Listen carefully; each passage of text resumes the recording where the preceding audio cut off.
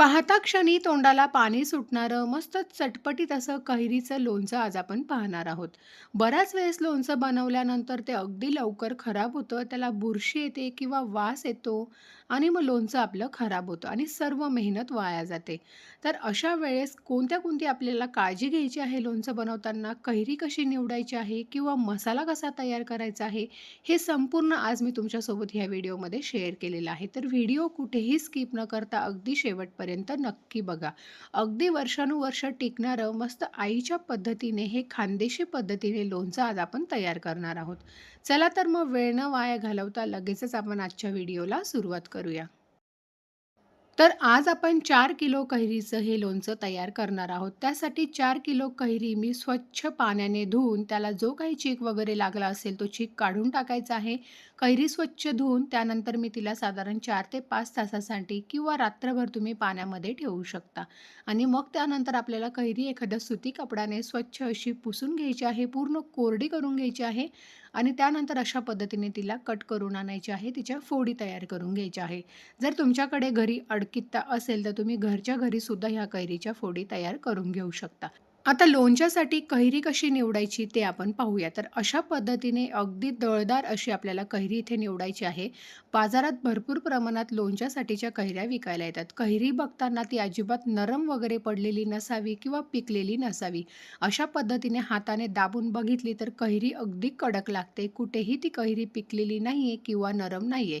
जर तुम्ही नरम कैरी किंवा थोडीशी पिकलेली कैरी जरी वापरली तरी लवकर लोणचं तुमचे खराब होण्याची शक्यता असते किंवा त्याला बुरशी लागू शकते.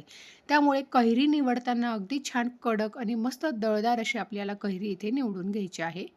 कैरीच्या फोडी करून आणल्यानंतर त्या आपल्याला पुन्हा एखाद्या सुती कपड्याने अगदी स्वच्छ अशा पुसून घ्यायच्या आहे. त्यामध्ये ज्या काही कोळी वगैरे अडकलेल्या असतील, त्या सर्व आपल्याला काढून टाकायच्या आहे आणि अगदी स्वच्छ अशी कैरी इथे आपण आता साफ करून घेतलेली आहे. आणि ज्या भांड्यामध्ये, कढईमध्ये आपण कैरी काढून घेणार आहोत, ते भांडंसुद्धा अगदी स्वच्छ आणि कोरडं असायला हवं. अजिबात ओलसर वगैरे राहायला नको. आता आपण पुढची कृती पाहूया. तर इथे आपण 4 किलो कैरी घेतलेली आहे. त्यासाठी इथे मी 4 चमचे मीठ घेतलेलं आहे. तर हे मीठ आता आपल्याला ह्या फोडींना लावून घ्यायचं आहे. त्यानंतर 3 चमचे इथे मी हळद घेतलेली आहे. तीसुद्धा आपल्याला यामध्ये टाकायची आहे.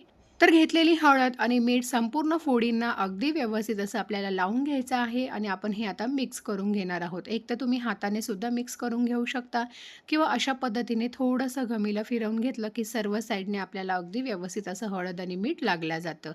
तर ही स्टेप करणं फार गरजेचं आहे. यामुळे काय होतं, ज्या आपल्या आंब्याच्या फोडी आहेत त्यामध्ये जे काही एक्स्ट्राचा पाण्याचा अंश असेल किंवा मॉइश्चरपणा असेल तो सर्व निघून जातो आणि ज्या फोडी आहेत त्या अगदी छान कोरड्या तयार होतात. ज्यामुळे आपलं जे लोणचं आहे ते टिकायला मदत होते आणि लोणचं अजिबात खराब वगैरे होत नाही किंवा त्याला बुरशीसुद्धा येत नाही. तर अशा पद्धतीने सर्व मीठ आणि आपल्याला हळद याला व्यवस्थित अशी लावून घ्यायची आहे. आता मीठ आणि हळद लावल्यानंतर तुम्ही एकतर अशाच पद्धतीने सुद्धा हे कढईमध्ये रात्रभर असं झाकून ठेवू शकता. पण आम्ही हे अजिबात असं रात्रभर झाकून ठेवत नाही. आता मी काय करणार आहे, तर इथे मी एक परात घेतलेली आहे. त्यावर अशा पद्धतीने एखादा सुती कपडा किंवा कॉटनचा कपडा आपल्याला घ्यायचा आहे आणि त्यामध्ये आता आपण जे मीठ आणि हळद लावून घेतलेल्या कैरीच्या फोडी आहेत, त्या सर्व आपल्याला यामध्ये घालायच्या आहेत अशा पद्धतीने. तर तुम्ही कुठल्याही घरातला एखादा कॉटनचा किंवा सुती कपडा घेऊ शकता. त्यामध्ये सर्व फोडी आपल्याला काढून घ्यायच्या आहे आणि आता आपल्याला याची गाठ बांधून घ्यायची आहे अशा पद्धतीने. अशा पद्धतीने एखाद्या कपड्यामध्ये व्यवस्थित अशा ह्या फोडी घालून छान गाठ बांधून घेतली, की यामध्ये जे काही एक्स्ट्राचं पाणी असेल ते सर्व निघून जाईल आणि आता आपण हे रात्रभर असंच एखाद्या ठिकाणी बांधून ठेवणार आहोत. तर हा जो कपडा आहे, आता हे आपल्याला असंच रात्रभर बांधून ठेवायचं आहे एखाद्या ठिकाणी. म्हणजे यामध्ये जे काही एक्स्ट्राचं पाणी असेल ते सर्व निघून जाईल आणि मस्त कोरड्या अशा फोडी इथे आपल्याला मिळतील. जर तुमच्याकडे बांधण्यासाठी काही जागा नसेल, तर तुम्ही घरात एखादं असलेलं पातेलं घ्या मोठं. त्यावर एखादी आपली स्टीलची चाळणी ठेवायची आहे आणि त्यावर आता हे बांधून ठेवलेल्या फोडी ठेवायच्या आहे. म्हणजे सर्व पाणी रात्रीतून निथळून जातं. तर इथे मी अशा पद्धतीने याला बांधून ठेवलेलं आहे आणि खाली मोठी एक परात ठेवलेली आहे, जेणेकरून यामधलं जे काही एक्स्ट्राचं पाणी असेल किंवा जे मॉइश्चरपणा असेल, तो सर्व निघून जाईल आणि रात्रभर आपल्याला याला असंच ठेवायचं आहे. भरपूर सारं याचं पाणी निघतं. तर आता आपण मसाला किंवा लोणच्याचा खार बनवायला घेऊया. त्यासाठी इथे मी मोहरीची डाळ घेतलेली आहे. तर 4 किलो कैरीसाठी इथे बरोबर 500 ग्रॅम म्हणजेच अर्धा किलो मोहरीची डाळ घेतलेली आहे. आता ही जी घेतलेली डाळ आहे ती मिक्सरमध्ये थोडीशी आपण काढून घेऊया. तर 2 बॅचेसमध्ये हिला मी फिरवून घेणार आहे.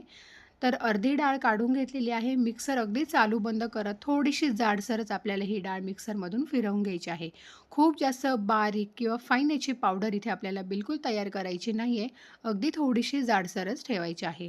अशाच पद्धतीने उरलेली सुद्धा मोहरीची डाळ इथे मी मिक्सरमधून फिरवून घेतलेली आहे. तर 4 किलो कैरीसाठी 500 ग्रॅम मोहरीची डाळ हे अगदी परफेक्ट प्रमाण आहे. खारसुद्धा अगदी छान असा बनवून तयार होतो. त्यानंतर छोट्या मिक्सरच्या भांड्यामध्ये इथे मी अर्धी वाटी बडीशेप घेतलेली आहे. वजनी याचं प्रमाण आहे 50 ग्रॅम. ही सुद्धा आपल्याला अगदी थोडीशी जाड बारीक मिक्सरमधून फिरवून घ्यायची आहे. खूप जास्त सुद्धा एकदम बारीक अशी मी याची पावडर तयार केलेली नाही आहे. तुम्ही बघू शकता थोडीशी जाड बारीक म्हणजे अगदी भरड असं म्हणतो आपण, त्या टाईपमध्ये मी याला मिक्सरमधून फिरवून घेतलेलं आहे. तर आता ही सुद्धा साईडला ठेवून देऊयात.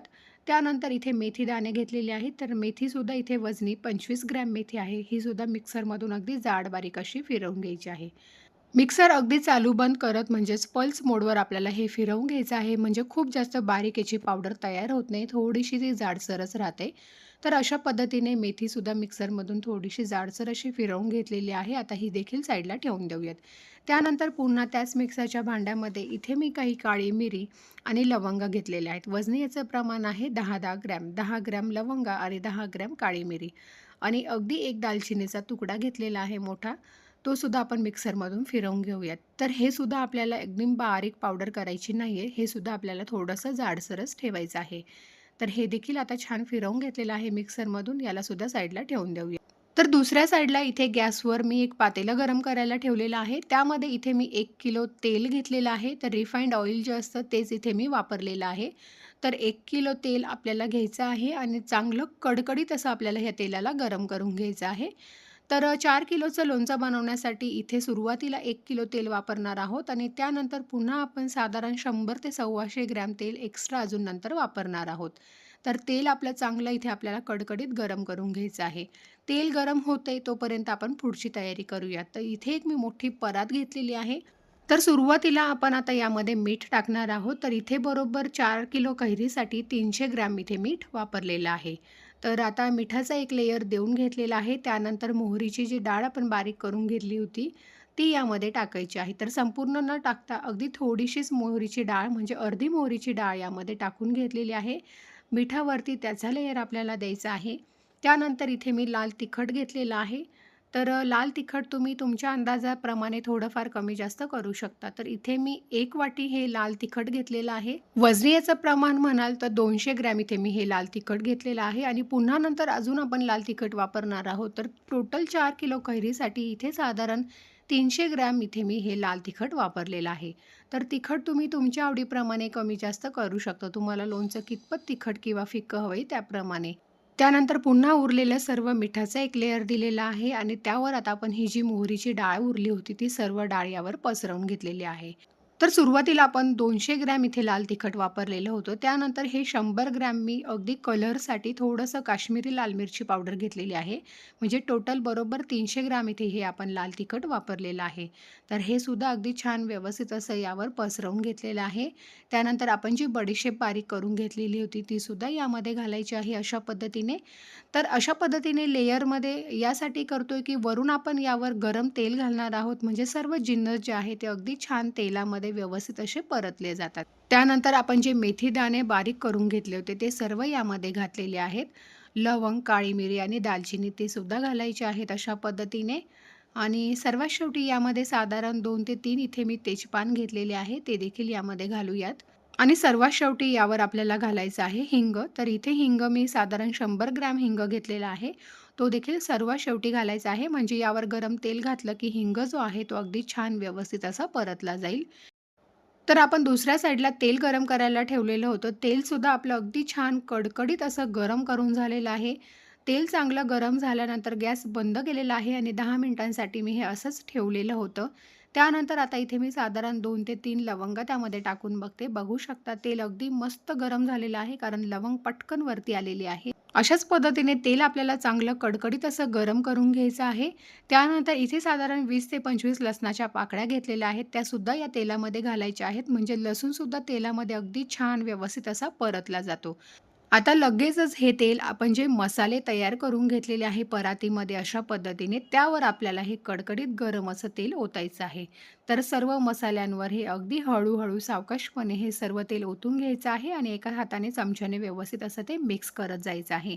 म्हणजे या परातीमध्ये आपण जे काही सर्व मसाले काढून घेतलेले होते, अशा पद्धतीने वरून तेल टाकलं की अगदी छान ते मसाले व्यवस्थित असे परतले जातात. तर सर्व तेल मी यामध्ये काढून घेते परातीमध्ये. आणि चमच्याने आपल्याला अगदी व्यवस्थित असं मिक्स करून घ्यायचं आहे. फक्त ही काळजीपूर्वक आपल्याला ही स्टेप करायची आहे, कारण जे तेल आहे ते खूप चांगलं कडकडीत असं इथे आपण गरम करून घेतलेलं आहे. त्यामुळे अंगावर वगैरे उडायला नको याची काळजी नक्कीच घ्यायची आहे. तर सर्व तेल ओतून घेतल्यानंतर चमच्याने आता आपण लगेच याला व्यवस्थित असं मिक्स करून घेणार आहोत. बऱ्याच जणांची लोणचं बनवण्याची पद्धत ही थोडीफार वेगळी असू शकते, पण आमच्याकडे अशाच पद्धतीने अगदी गरम असं उकळतं तेल ह्या मसाल्यांवर ओततात. काही जणं तेल पूर्ण थंड झाल्यानंतर ते मसाल्यांवर ओततात.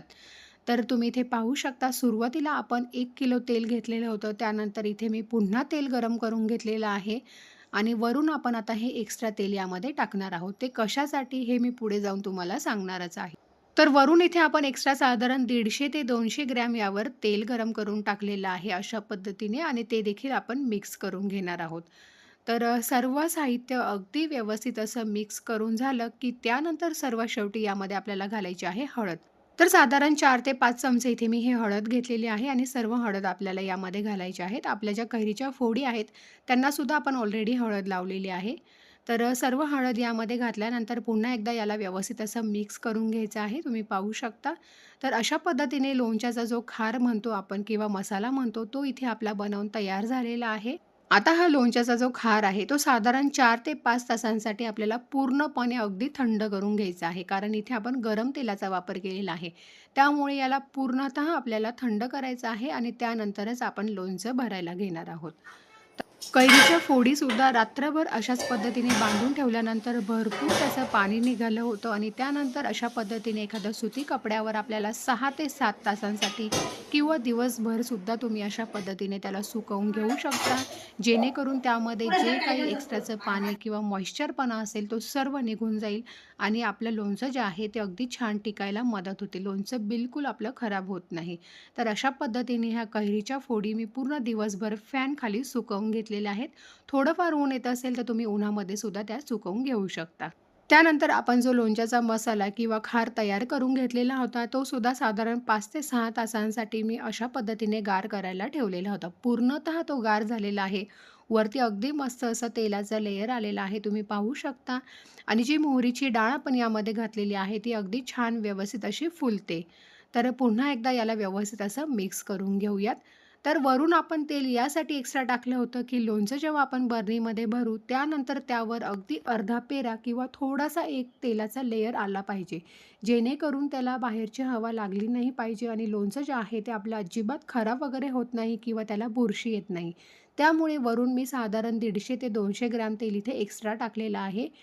म्हणजे आपलं जे लोणचं आहे ते अगदी वर्षभर छान टिकतं आणि बिलकुल ते खराब होत नाही. आता इथे आपला खारसुद्धा पूर्णपणे थंड झालेला आहे आणि कैरीच्या ज्या फोडी आहेत त्यासुद्धा फॅनखाली अगदी छान सुकवून घेतलेल्या आहेत.